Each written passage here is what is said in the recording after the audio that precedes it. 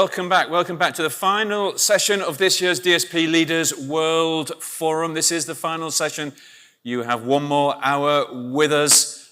This is the session that nobody wants to miss. I can see you all rushing in, dashing to get your coffees, dashing from the coffee cart, dashing to the chairs. And welcome back to our online audience as well. Thanks for sticking with us. No progress report for this session, no video, no DSP address. This is just pure 100% discussion. So, our guests today, Ray, are all members of the DSP Leaders Council. Do you want to say a few words about this august institution? Yeah, no, absolutely, Guy, I do. We know quite a few folks in this industry, and there are some we know we can turn to for answers to some of the big questions facing the industry. So we thought, well, why not pull them together and ask them regularly about important stuff and invite them to talk about it through our channels and events like this one, and also to help them gain insights from each other. So we set up the council last December. Now we have almost 100 councillors, and a fine bunch they are too, as you can see. But in all seriousness, we're planning to do more with the council for the benefit of the members and the industry at large, but without asking anybody for a big chunk of anyone's time, because we know how precious that is. And we're very glad to have the support of these lovely people. So I thank the councillors. Yeah, indeed, absolutely. Thank you, Ray. Well, let's quickly introduce our guests. I'm sure you know them already, but for the benefit of our online audience as well, if I can ask our guests from our far left with Neil to introduce themselves. Hi, I'm Neil McRae. I work at Juniper Networks. Alexandra Foster, Independent DSP Council. Good afternoon, Andrew Coward, General Manager, Software Networking at IBM. Susan James, American Tower. And Jeff Hollingworth, Rakuten Symphony. I want to say briefly, a few more words. Thank you very much, everyone. We have spent, as Ray said, we've spent the past couple of days discussing how CSPs can change and accelerate that change to DSPs and open up new service opportunities, unleashing digital service opportunities. And we scrutinize this process in a lot of detail. But we want to kind of flip the conversation a bit here and approach it from the customer's perspective, because we always tend to talk about the customers in the panel and not in great detail. So here's our opportunity to think, actually, this is all about the customer, surely. And I'd like to start off, because I know you've all got strong views on this, but I'd like to start off by asking you, do you think, whether it's consumer, business, or enterprise, what do you think the customer wants from a DSP? Not what the DSP wants to give the customer, but what do you think the actual customer wants from these operators? Who'd like to start us off? Susan. Okay, Susan. I want, let me make it very personal. I want an experience that solves my problems. And whether that be, multi-household, whether it be people on the same plan. I have particular, issues that are not being addressed today that I need solved.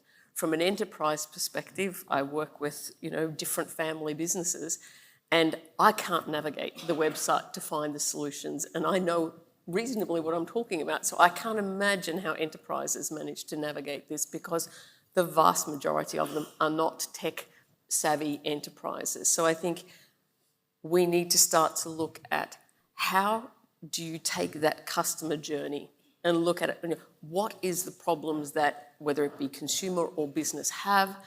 What problem are they trying to solve when they turn to an operator? Because if they've got to that point, surely we must make it easy for them to be able to go and find what they're looking for in one packet, rather than I need to buy this. Oh, and then you need to have that, and then you need to have that. Oh, but we can't put that all on the one bill because that's, financed by so-and-so. We're like, not my problem. That would be your problem. Not your problem. You are the consumer.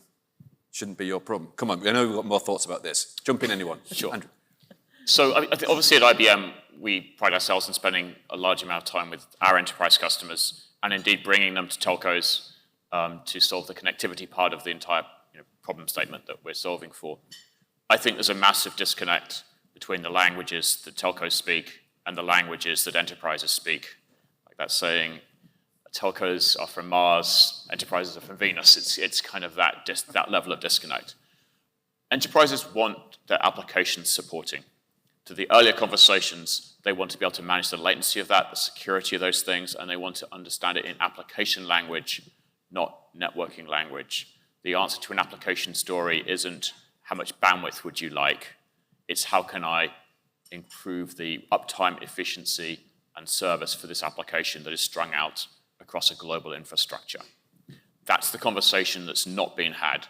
And I can tell you almost in a therapy session, which this is now turning into, this is deeply frustrating that we cannot cross that threshold and have that level of conversation with enterprises about their needs mapped to what they understand and not what telcos understand. And if we were to solve that over the next few years, next year, then that would be a massive shift in how the industry is understood by enterprises. I think so often, we talk about the D and the S as a digital service provider, but quite often for customers, it actually stands for dire service, and that is absolutely not what they need. It's great that after 48 hours of our conference here, that we are ending with customers. If we think about the panels over the last 2 days, actually there were only 2 other panels where actually the word customer, when it meant the end customer, came up at all. And if we think about that word customer and we break it down as an acronym, well, the C will stand for complexity. Actually, the customer wants all of that taken out. They want it to be net easy for them. So the C in customer is all about reducing complexity. The U in customer is about understanding. It's about understanding their business, not our business, their lens. What is it that their business needs us as an industry to do? The S in customer, can stand for security, and it can certainly stand for sustainability. And both of those have to be implicit in absolutely everything that we deliver. The T is transparency. Transparency in terms of the communication about what we're delivering, when we're changing it, and actually being really clear about the service, the pricing, and the billing as well. The O in customer is around optimization. Optimizing everything. That's that performance, that's that flexibility, the scalability, but then also optimizing and evergreening with the customer. They don't want to know that you're going to upgrade them to the next service. It just has to be implicit by design. M is management. It's our responsibility, not their responsibility, to absolutely manage it. Well, letter have I missed out in customer, C-U-S-T-O-M. E-R, we've got an E and an R. And the E, Andrew's already talked about edge. Edge is absolutely implicit for APIs and real-time data, but it's also around that experience. And finally, the R, it's absolutely about reliability. So it is delivering digital services reliably. So there you go, customer as an acronym. Well done, Alex.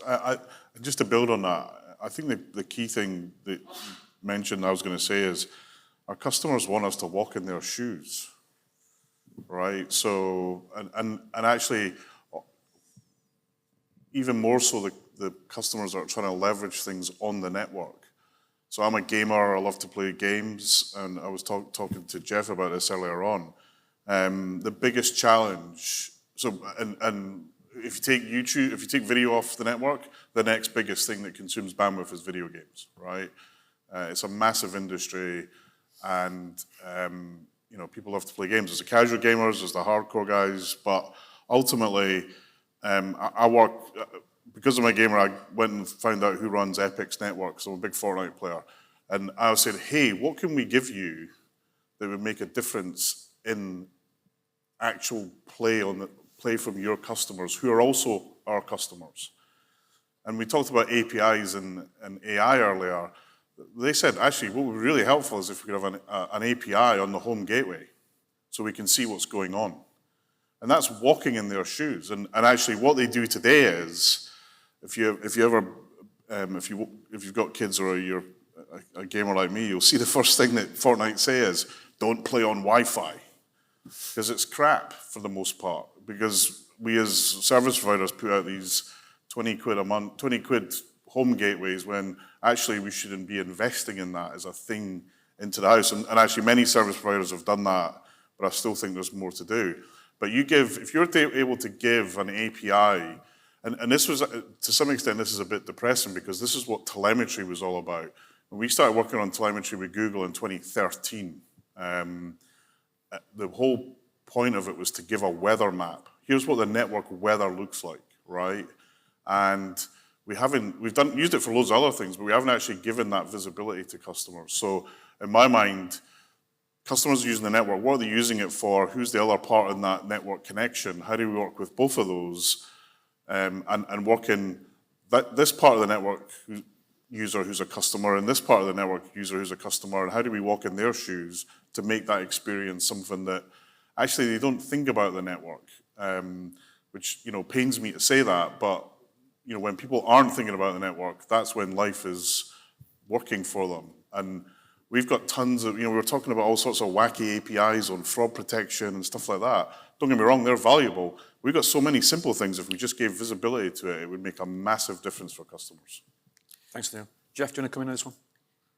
Yeah, so I'm going to gamble. I'm going to hope that my wife's not watching this. That's a pretty safe bet. But my daughter is watching this, so I just want to speak out to her and say, just, what happens at TelecomTV stays at TelecomTV. One of my coaching messages to people about successful relationships is to set the bar incredibly low. Because if you set the bar incredibly low, to exceed that expectation is not that hard. Turning up just about makes people's day. The positive thing about our industry is expectations from customers are so low, it's unbelievable. Yeah. I just want a mobile operator, a telecom operator, to just care about me slightly. Just care about me slightly. I'm one of the most valuable customers they ever have. They've never even sent me one message or one phone call and just said, thank you. They don't care if their service works outside my front door. But I am surrounded by messages telling me that their 5G network is the best ever network on the planet. And I'm in the industry, and I don't care.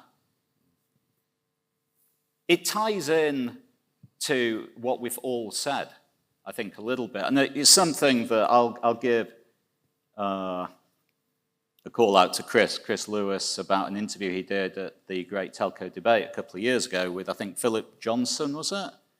Jordan, yeah. Who used to work for Telefonica, and now he was the CTIO for Sainsbury's.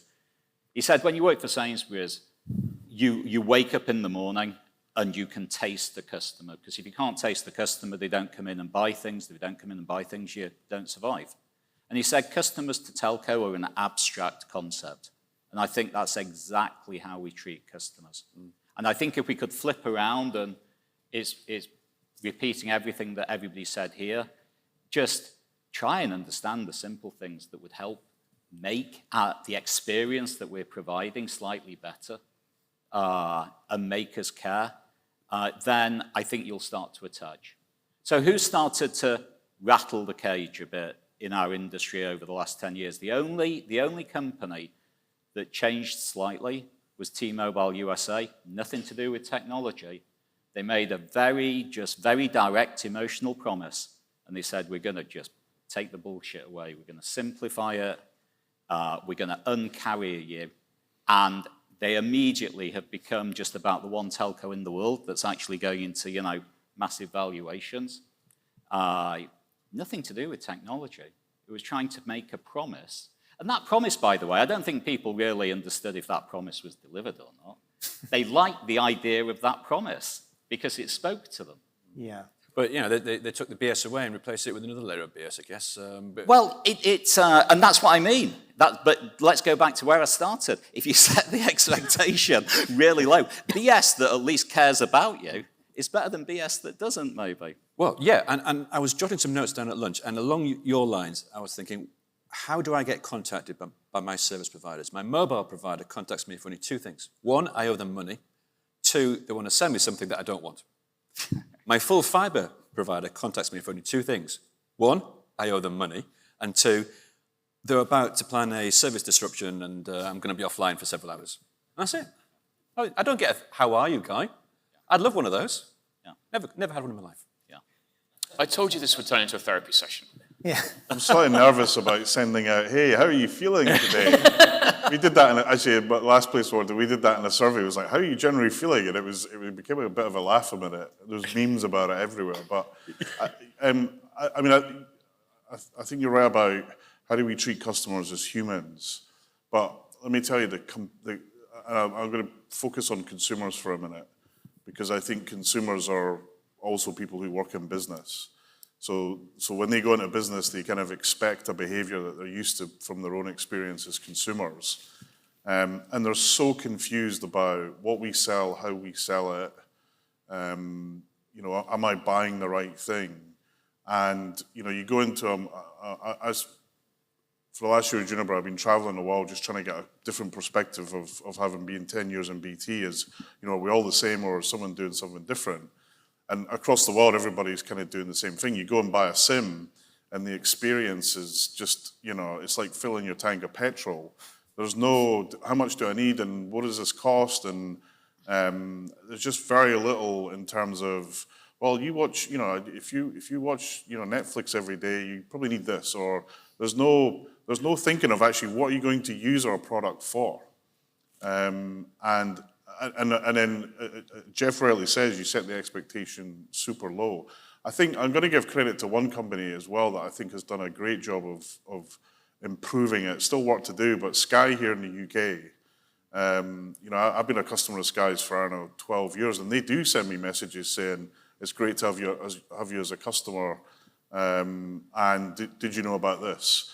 And I really do think they've done a great job of turning customer centricity around. And by the way, Sky own no network assets, but are the number 2 network in mobile and fixed now, I think, in the UK. That's pretty impressive, right? So it can be done, but I think there's more to do. But also, I think the other thing we often do is customers expect telcos to give stuff away. We're going to give this away. We're going to give this away. And it kind of creates an expectation of stuff's just going to come. And actually, I think we need to sometimes say, actually, we're not going to do that. Because quite often, and it's probably more on the business side, quite often there's a lot more expected than what's delivered, particularly if you go through a big procurement process. At least that's kind of been my experience. And then again, being really clear and simple about, what is this product and what does it do and what is it not going to do. So. But it goes back to, I just think living in their shoes is crucially important. And I encourage you all, it still sounds weird, but go into one of the mobile phone shops and just watch for like 20 minutes. It's insane. I go crazy because I know what I need to tell this guy. I want to tell him something. And then you've got, some guy who's just like, hey, I've got a target. I've got to, hit the target. So, I give that feedback. I still email Mark at BT. I was in one of your stores and heard this. Holy moly. He loves me for it, I'm sure. But it is, if we don't believe it, I can tell you our customers in this industry aren't going to believe it. There's quite a lot we can learn from other industries as well. Rather than being insular, if you have a look, you talked about retail, and you look at what retail are doing in terms of loyalty cards, and then using that data to find the intent behind the data. And there are some phenomenal startups out there who are using AI and data with the big retailers to be able to provide that insight, to then be able to provide a personalized dialogue. And that personalized dialogue can be in the form of a personalized video, it can be a personalized email, it can be a personalized SMS. And I think that whether you look at, pensions and insurance, actually, again, they used to be in that realm of they might only talk to you once, but actually they've realized that you need to have a continual dialogue to be able to get that brand loyalty. And so I think there's quite a lot that we can learn from, particularly retail, and an awful lot from pensions and insurance as well. Sure. As Jeff said, and that video interview with Chris and Phil was absolute revelation. Yeah. And you can see it on TelecomTV website. If you go and find it, if you haven't seen it, it's well worth watching. Yeah. Ray, should we move on, because there's other ground we want to cover? Yeah, absolutely. I just want to make one point just to follow up on a couple of things that were said there. I think you mentioned Sky, Neil. I think in the UK, if you go back a little over 20 years, and remember that Richard Branson actually got into mobile in the UK, launched Virgin Mobile. It was an MVNO. They were on T-Mobile UK's network, and they got better scores for connectivity, reach, blah, blah, blah. They were on better scores than T-Mobile. It was the same network, everything was the same except for the customer experience. But because because Branson invested in customer care teams, people thought the service was better than the same service that... And that's still true today. Plusnet in the UK is exactly the same as BT. Exactly the same. Yeah. Yeah, they just have a different attitude when they talk to customers, and it shows in retention, it shows in customer feedback, every metric they score better. Literally, I built half of it, every packet goes through the same thing. There is literally almost no difference between it. So maybe something to think about is just, and this is ongoing every year, every decade, should service providers just be investing more in the support for their customers to give them a better experience? Because that might actually be you might get a good return on investment in that, just something to think about. But yeah, we do want to move on and go back and just come back to something that Andrew mentioned earlier, which is based on something that, a question we got from the audience yesterday, which is about whether service providers really know how to properly communicate with their customers. And I particularly want to bring this into the enterprise realm here, because there's a lot of instances where I think service providers, they talk about, we spent time with this customer, we found out their needs. This customer, by the way, has a budget of about 25 million, so of course they're going to spend time with them, find out what their needs, and we delivered a package for them. Well, that's great. You can do that for the big guns, but what about the the millions of businesses there are that need, and everybody needs communication services. So what is the answer? We know that a good job is not being done to communicate with business users, whether they're small, medium, or even large. So what is the answer here? We heard from VMO2 yesterday, they're working with Accenture to get a better idea of what the enterprises need. But do we have any actual answers for how best to approach this enterprise challenge? Because this challenge has been going on for decades. It has. So a lot of the time we're spending with telcos in what I would call their managed services business to enterprises, large and small, is what I would call the democratization of data, meaning the ability to show your customer how well each of their applications is actually performing.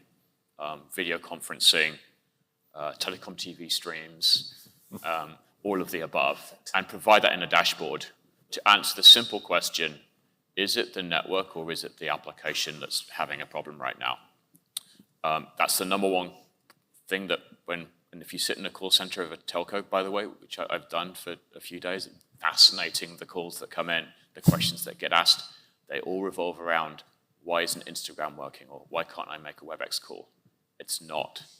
Obviously you get that my phone's broken, but from a business perspective, it's all about that application. So democratizing that information, providing it on a dashboard, means that they won't need to call you, but they can get that data very quickly and very easily. a relatively simple step. The data's there, it's just not being used in a way that's helpful to customers.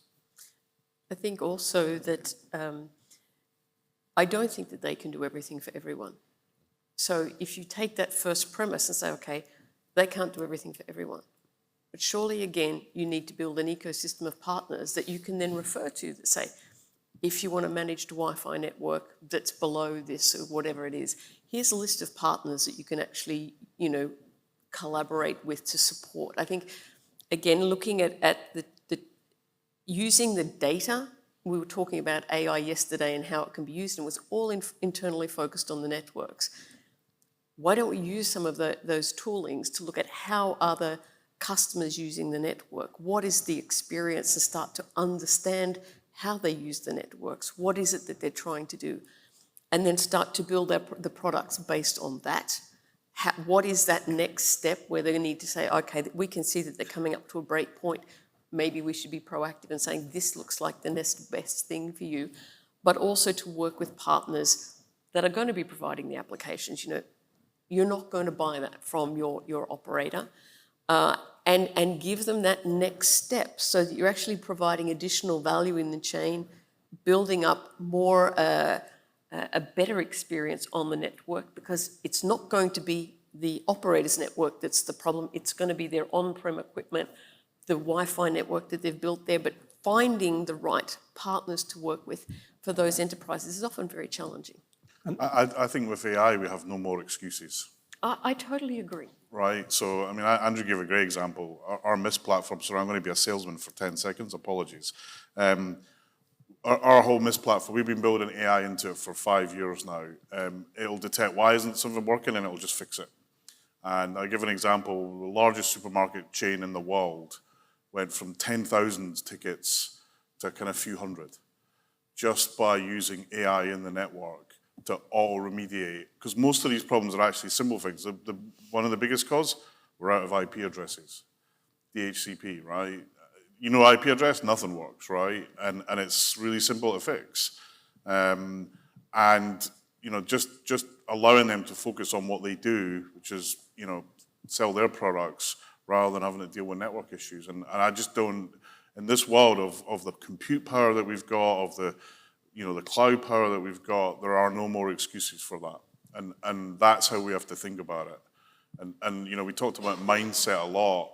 I think that was more about how we work together. I think it's more about, hey, the champion here is the customer. Our mindset needs to be more focused on that. And I've got a low tolerance for it, as you guys know, when I've called out, hey, let's listen to this presentation for 40 minutes, and you said customer at 39 minutes. I just don't think that, and I think that's what Phil Jordan meant. I just don't think we can have that sort of behavior. And I kind of challenge our industry, which is, and that's something that I've been pushing in my organization. We sell to telcos, but that's not the customer, it's their customer. How do we get more insight into what they're actually using what we sell to them for? And actually a big part of that is networks for AI right now, where we're building out tons of big, huge platforms to support the GPU needs that are coming. And we're trying to figure out, okay, what's the best way of doing this? And that's very much like, okay, what are you going to use this for? And again, walking in their shoes. But I just think we have these excuses anymore. It just doesn't make any sense in the world that we live in now for us to have those excuses. Feels like the train companies. Should certain terms be banned? If you're going to talk I would ban the word use case. All I've heard is use case. Destroy the industry. No, don't talk about the word use case. Talk about the thing that you did, for God's sake. Because some of these things are amazing. Like the example that from Liberty gave about the boats, that was phenomenal, right? And everything we consume or do comes on a boat at some point in time, right? So for me, we need to talk more about that, because people, I remember saying the word use case on a call in front of my grandkids, and they were like, use case, Granddad, what's that? I'm like, you don't want to know. Keep playing Roblox. No, I just talk about the thing, and I think, Jeff, you said this as well. What is the thing that we're doing? You know, we're so far away from that. And that, it drives me nuts, basically. And I've heard the use case just so many times. Yeah. I want to talk about, here's the thing we did. We made a boat go faster. We enabled some family to speak to their cousin that they hadn't speak to 100 years. You know, whatever it is, talk about that thing, because that's the thing that will inspire folks to actually want to work with us. Well, that's absolutely about understanding the customer's business, and it's, you know, solving their problem. And I think that more often than not, our industry gets locked into speaking with one persona or a type of persona at an organisation, but actually, to be able to solve those problems, actually, you need to be able to speak to a suite of people across an organisation. And I think there's a blurring of the roles as well. And your traditional CIO, well, actually, you know, they're also having a foot in the CMO's world. They're also having a foot in the COO's world and having a foot in the CRO's world. So actually, your conversation isn't just with one. You have to, in order to understand the business problem of that organisation, you have to be able to have a conversation with all of those personas to be able to really get deeply into it. You talked about boats and the previous boat example in a former life. Absolutely. Speaking to one of the ports, they had a big problem about containers coming in. Actually, by putting in 5G, being able to put in computer vision, actually looking at whether a container was damaged or not coming in, looking at those assets, then started to help save them money because they were able to prove that actually it wasn't them that was denting it, it was the previous port that had done it. And that had absolutely, the conversation wasn't, oh, look at that marvellous connectivity. It wasn't that at all. It was actually, look at that, you're saving us 50 grand a month. So let me... The story. I've disclosed my personal relationship, so let me disclose my professional relationship. Do we need a health warning again on this one? Did you need a health warning for the first one? I thought that was... You gave the caveat. It makes you feel better probably about the relationship you're in. I work for a guy, Mickey Mikitani. He's not a telecom guy. He's literally like working with someone who's like Elon Musk, of Japan. He's involved in every decision we take from a business point of view. Every business decision. He runs 70 businesses online in Japan. He's the digital services leader. 13% of Japanese GDP flows through his digital business. He's unleashed the digital services opportunity. You can have that if you want. I'm going to get T-shirts of that, okay. Yeah. We were laughing last night, so I said I was going to go home and speak to my wife. She said, what do you do? I said, we spoke about unleashing telecom. And it was, anyway, different. Mickey didn't join telecom to do telecom. Mickey joined telecom to integrate telecom into everyone's lives and the 360-degree journey. Mickey runs the biggest rewards program, membership loyalty program. So all of the telecom approach, if I was interested in learning more about what Rakuten was doing, I'd learn more about actually Rakuten Mobile and its commercial models and its commercial changes. Because it's integrating how people use phones into them traveling on holidays, into them booking, into their banking, shopping. So Rakuten has 650,000 small to medium businesses that are customers of there. They run their shops for them. We're looking at how we can integrate communications into their online shopping experience. So then customer support is a clickable link that is automatically transcribed, maybe, replied, managed. It's not hard. Now, if you then go out to those 650,000, I have a massive... So one, I'll tie into a concern I have about customers in the industry. I think we take our customers for granted because they've always been there. Yep. What we aren't seeing is an undercurrent starting around the introduction of eSIM that allows you to change carrier tremendously easily and quickly. In Japan, we're 100% eSIM.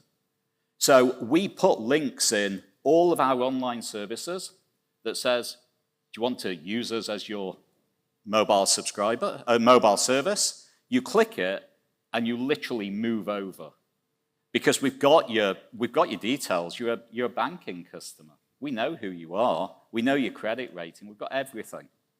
So I think there's a bigger risk in our conversations here that I've seen in the cable industry, where you take your existing customers for granted because you're so desperate to get those other customers, and you wake up one morning and other people know how valuable the customers you had actually are, and they've taken them. And there are undercurrents of that happening. I mean, I've ditched the big carriers in the US. I'm tired of them. I'm using an MVNO, and that MVNO is excellent. They run on Verizon. My bill went from $70 to $15. Whoa. And the service is better. And I love them. And do you know what they've got on their store? They sell me T-shirts and caps. They're merchandising me at the same time. It's everything that we're not doing. Because we're too busy getting excited about a quality on demand API that won't work in the room we're in, because we've stated we can't get coverage here because, unfortunately, we're a bit too low. That's not true, Jeff. I have coverage. Oh, you have coverage. Anyway, so Your MVNO provider. Sorry? That's your MVNO provider. I've got some. I think the one message I'd give is actually look at what Rakuten's doing from the customer relationship. They didn't join this from a technology point of view. They actually joined it from, they understood the value of the data and the integration of the experience. And you don't have to own all those other properties, because once you understand how to integrate, you can actually partner in a much healthier way. Yeah. It's not just the sponsorship, it's now actually materially affecting business. But it is coming back to that simplification in communication as well, and making things easy. And I said it yesterday, you know, when you go in and look at the services that are provided on there, everything is about the different, you know, plans that you can buy for your mobile phone. And then if you keep looking and keep looking and then keep looking, then you'll find something else. And then it's things like, do you want SD-WAN? And I mean, nobody knows if they want SD-WAN or not, because they don't know what SD-WAN is. Instead of saying, you know, do you have what is it that you're looking for? You have a connectivity issue. You want to provide connectivity to your customers, or, you know, understanding those things and simplifying it into language that people that aren't in the industry can understand. So I think one of the nice things about going to American Tower is that I work with lawyers and I work with accountants. So working in the technology organization for me is like, how do I translate this into a way that anyone in the room can actually understand? And I think that's been, I think, one of the blessings of my journey, if you like, in telecommunications. I've spent half my time translating technical speak into layman's terms so people can understand what it is that we're actually trying to do. And I think just something that simple is going to be a good start.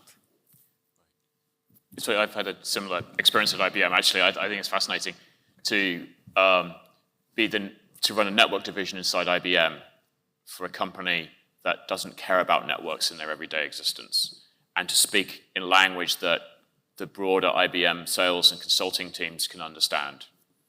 So my re-education, which is 3.5 years into my journey so far, has been to speak app talk and not network talk when I open my mouth. And that has just completely shifted how we, as a network group inside IBM, are perceived by our colleagues, and about the inclusion we then get in all the business that we do. It's that fundamental. Thanks, everyone. Ray, should we see what our audience think Yeah. at this stage? Are there any questions from our audience based on what you've been hearing? God, I can't see, I think. Oh, yeah, right in the front. The microphone is coming your way, Robert. Excellent panel. Good to talk about customers and great insights from everybody. I wonder, do you feel that we are I know the term can be slightly overused, but at a point of inflection in how we think about what enables the next stage of growth, because growth is really what telcos want. We're flat to down in the industry. And I think we've internalized the idea that the next G is no longer the answer. We've talked about a few things. Orchestration, automation seems to be pretty key. The concept of programmability, the idea that change doesn't have to cost a lot, and if change doesn't cost a lot, then you can change and experiment a lot as well. That's a really new set of attitudes and I think reference points for telecom as an industry. I wonder whether, again, across the panel, you think that adds up to something that we are, as an industry, morphing, we're taking that on board, or do you think in the sort of boardrooms that you guys are in on a routine basis, is it still, can you just do the same as last year but cost 5% less? I am quite optimistic. I think there is still a lot of latent demand in the enterprise or middle price market for solutions to the problems that they have today that will require good connectivity. When you look at the in-building coverage, when you start building out C-band or the high capacity 5G, it doesn't penetrate well into buildings, and they will require some kind of solution in building. And I think the companies that are positioned best to do that are going to be the operators. And I think we start to see the signs, whether that be private networks, whether it be in-building coverage of the macro network indoors. There are many different technologies that you can solve that with. You're not locked into one. So I think, again, addressing that in a way that solves that problem and then applying the right technology underneath that is something that the operators are in the best place to do. But again, you're going to need to work with an ecosystem of players to do that, because those enterprises are willing to pay to solve those problems. Now you just need to find the right channel to get to them. So whether you go via a systems integrator or whether you go via your operator, I do think there's a lot out there. And you start to see this happening. Verizon's made announcements about, private 5G in combination with indoor coverage. And they're taking a small business approach within Verizon to address that. You start to see it in many operators around the world. So I do think that they're waking up and actually moving in that direction. I just hope that they are able to build those communities and actually take those next steps, because there is a big demand there. When you look at particularly enterprises that need to provide good network coverage, whether it be hotels like this, whether it be resorts, those businesses rely on good connectivity, because if they do not have it, their customers will not stay. And they will complain on TripAdvisor or Google reviews, and people won't stay there. So it really impacts their business. Poor connectivity really impacts their business. I think I absolutely agree. I think there's another point in the kind of developed network world, as I like to call it. We're almost at a point where we've got more capacity than demand. So if you look at some of the European countries, traffic growth, there's at least 3 European countries where traffic growth was around about 10%, and only 4 or 5 years ago it was 30%. So on that 10%, if growth is 10%, what does that mean for us in terms of how we monetize the network today, which is typically based on price plans or speeds, right? I think this is a potentially really big opportunity for the industry to pivot away from the speed thing and actually focus on quality, reliability, and coverage again, which I think are more important to customers than speed, especially mobile customers. And I think it requires, much in the same way with enterprises, I think it requires telcos to have a different conversation about how they build infrastructure in places. Like, how do they cope with, seasonal changes of traffic, where building a macro site for 6 months of the year doesn't make any sense? How do they expand beyond their normal method of thinking, such that they're able to provide that connectivity where you are? 6G for me should be about one thing: constant connectivity. forget everything else. Because if we get constant connectivity right, all the other stuff that we've yacked on about in 4G and 5G, it will happen. Because people will be able to rely upon a platform that's there in the car park, at the airport, in the venue in the hotel that's two stories down. They will rely upon it, and that will drive a whole set of new capabilities that people want to use. And I think that last kind of 4 or 5% lack of connectivity is the barrier for telecoms companies to take the next step and make their customers, and I'm going to use a word that I hate to use, but it is important, become more dependent upon the network. So they will put more things onto it. There's so many, we've heard it where, well, I need 2 clouds. No, you don't. And actually the risk of having 2 clouds is greater. You're swinging from one to the other is greater than one going down, would be my sense. But how do we really make the network truly available everywhere we go? Someone mentioned that telecom industry's, 10 points down, and I get where they're coming from, but this is part of the telecom industry, right? And there's no way this is 10 points down, right? But there's all this, we've come absolutely focused on making this thing work. There's so many other telecommunications needs that if we step beyond it and think about those needs and put them in place, people will depend upon the network even more and be willing to spend even more. And I think that's what we've missed for the last probably 5, 6, 7 years. And I'll give a really interesting example of that. I talked about quick serve fast food restaurants earlier. In every fast food restaurant in America today is a server. The reason that server's there is because they don't trust the network. Yeah. Meaning that if you walk in and you want to order a burger and the network's not there, you don't get your food. So you go somewhere else. We have to solve that. 100%. Why, again, in this day and age, why don't we have network everywhere? We've got some great stuff coming with satellite, but I don't think it's good enough. We need to make it better than that. And I think getting to a world where, carriers are able to interact with each other to provide that coverage at a cost or in a trading way, like we used to do with mobile phone, with telephone numbers. Hey, we don't have a route to this. Have you got a route to it? How do we get to that sort of world? Because I think there's a need and a demand for it. I think, I look at my grandson Theo when his iPad doesn't work. He's like, what is this world that you put me in? Right? It's incredible when it's like, Granddad, why doesn't it work? It's because we're on the M4. How does he know it's your fault? That's amazing. He knows that I can fix things. Great. Thanks, everyone. Hey, Ray, this has been like a point and shoot panel, hasn't it? It's a question from Chris. It's like click and go. Chris, we've got a comment there because we're going to bring the microphone. It's coming right up to you now. Can I have a quick one?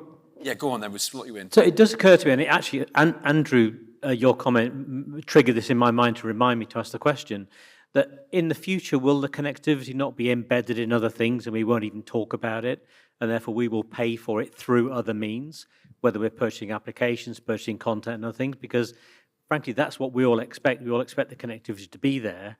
So will telecoms not become much more wholesale and we will become more distant as an industry from the actual customers? Oh, thank you, Chris. Quick comments for Chris? So Revolut's already started that. So Revolut, the payments app, now they sell you an eSIM that they zero rate all their traffic globally, and you get a very low connectivity if you're on holiday somewhere else. So they solved the problem that people weren't using Revolut when they weren't on their home network. So it becomes really interesting. So that connectivity has the technical ability to disappear into an app experience now. Now then, you get, of course, what does that really mean and how does that work? But that's what's happening underneath the scenes, and those app people are the ones that are innovating around that. And I think we'll get like devices shouting out, "Hey, I need connectivity. Who's there to trade with me?" It's probably way in the future, but you just imagine, hey, I've got no connectivity here, a ping, and then someone says, hey, I've got connectivity, I'll trade that with you. And what's the value of this transaction that you're trying to do? You know, because I think trying to solve this with these dishes and things put on walls, we're not going to solve it that way. It's just not possible. But there are other ways of more kind of peer-to-peer or device-to-device to solve those connectivity things. Like the light system in here has got connectivity. Hey, I need connectivity. Light system just does it. That's the kind of probably 10G or wherever it is. But I believe that's where I think we'll have to get to if we really want this to work in the way that it's always on and always there. Yeah, and I don't understand. So just on that Revolut, I'd love to know this, if they like reverse auction, who they connect to underneath. I haven't really looked at how they manage then their connectivity costs. But you can see then, if we thought we were disaggregated or disintermediated from the experience before, now we're going 3 levels down as an industry. Kindle's had that for years, you know. Yeah.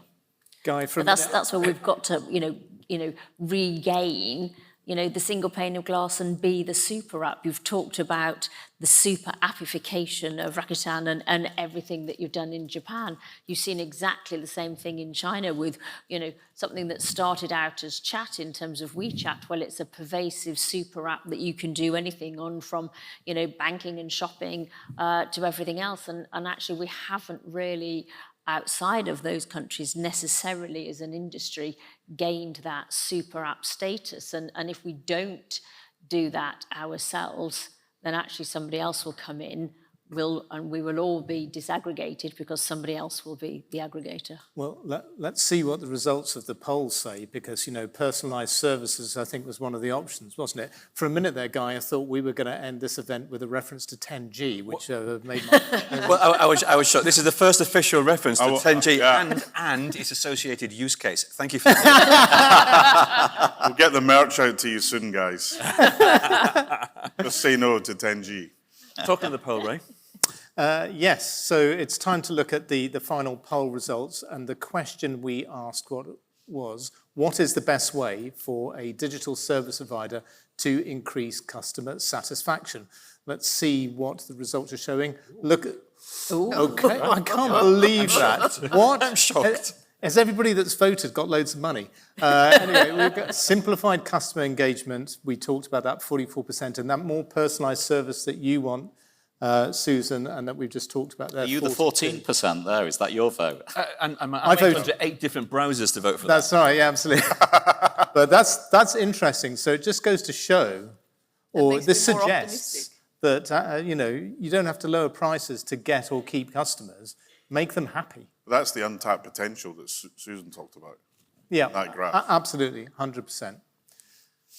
So, there we go. Are we up to number 5 now instead of number 4? Right, well, that is the end of session 8 then. Thank you all very much. It's almost the end of DSP Leaders World Forum for another year. But before we thank our guests, we have a few final announcements to do. We've got to say a huge thank you to all of our sponsors. We've said this before and we'll say it again. Your support is invaluable. We will not be here without you. And thank you to all the attendees, whether in person, fantastic, thanks for coming along. I hope you got a lot of networking in. And all those watching online. I hope you all enjoyed the event from wherever you're watching from. And in fact, I have just heard that we are on track to report over 2,000 online viewers for this event. So we are delighted by that. That's up on last year. We heard a lot of expert industry speakers here on the main stage, also over in the Extra Short Cafe. Thanks so much for sharing all your insights and expertise. Thank you to the whole crew here and TelecomTV team. A lot of work is done behind the scenes. You don't see it, so thank you very much. You all make us look fantastic, so that's great. What an achievement. Next up, we're going to resume our online summit series in September with a cloud-native telco, and we are back live and in person in London and with Chris and Varney in early December for the annual Great Telco Debate. Book now to avoid disappointment, please. Meanwhile, Ray and the team are going to be poring over all of those 2 days of videos, aren't you, and analysing the discussions on TelecomTV. Going to relive it. Relive it. It's going to be a wonderful weekend for the family. If you missed anything, you can catch up on everything online just as soon as we get all the panels up. I think half of them are already up, actually. They're all going to be made available as soon as we get them processed. One more thing, because we started this event with a little silly exercise to see where we thought we were on the scale of, well, there was a DSP reality check, I think we called it. We had Fantasy Towers at the end, number 10, where we all aspired to be, and we had sort of abject doom and gloom with Martin on the other end. And we marked the floor where the audience said we were. There's 2 tapes because we couldn't agree on where we were. With 3.5, I think, is where we were. Let's have a look at that. 3.5, 3.5, 3.5. So what we would like to do is, after 2 days of discussion, where do you think we are now? On a scale of 0 to 10, not being this little black box here and 10 being the black box over there, where do you think we are? Are we still kind of hovering in the middle? Right, I'm going to take the black tape. Go on then. I need people to tell me whether I need to move to my left or to my right. Am I going to 10 or 0? Come on, let's hear some shouts. 4. 3.